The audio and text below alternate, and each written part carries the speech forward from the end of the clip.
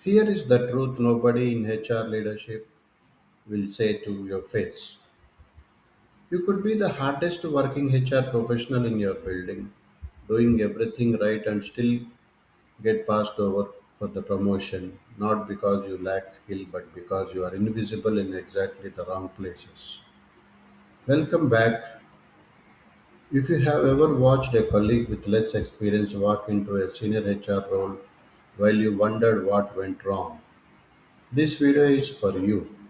Today we are breaking down why capable HR professionals stall at mid-level and what the ones who break through actually do different. The first pattern I see constantly is what I call the execution trap. You become so good at your job that leadership stops seeing you as someone who should be doing bigger job. Your onboarding is perfect, compliance record is clean and stakeholders are happy. And your reward? More execution work. The trap closes slowly. You get great feedback every year, but you never get the conversation about what comes next. Here is why. Executing brilliantly is not the same as signaling readiness for leadership.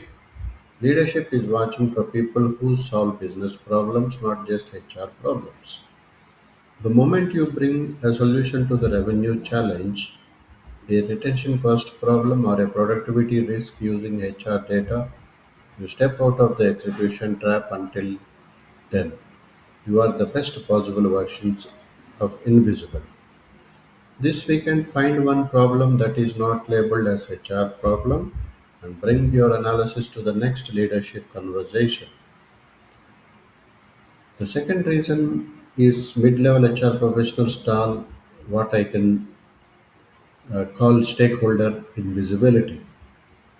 You have great relationship with your direct team, maybe a strong relationship with your HR director, but the C-suite, that is questionable.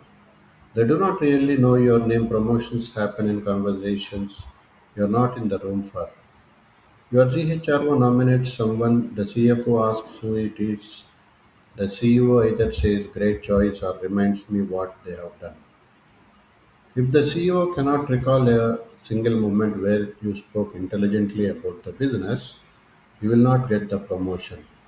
The fix is not politics, it is intentional access.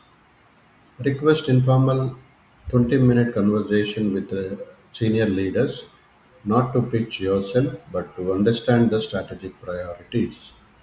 Ask smart questions, listen more than you talk. Over 6 months, you have built more sponsorship than 3 years of executing quietly. Schedule informal meeting, 20 minutes conversation with a C-suite leader this month with no agenda, just genuine curiosity about the biggest business challenge. The third shift is the most powerful and almost nobody does it until it is too late. It is the shift from HR language to business language. When you present to leadership, are you talking about engagement scores and training completion rates? Or are you talking about the revenue risk from attrition, productivity loss from poor onboarding, and the cost per hire versus internal promotion? These are the same data points, but one version gets budget approved and other gets polite nod and is forgotten by the next slide. Directors and CHROs do think in HR metrics, they think in business outcomes. Your job is to translate.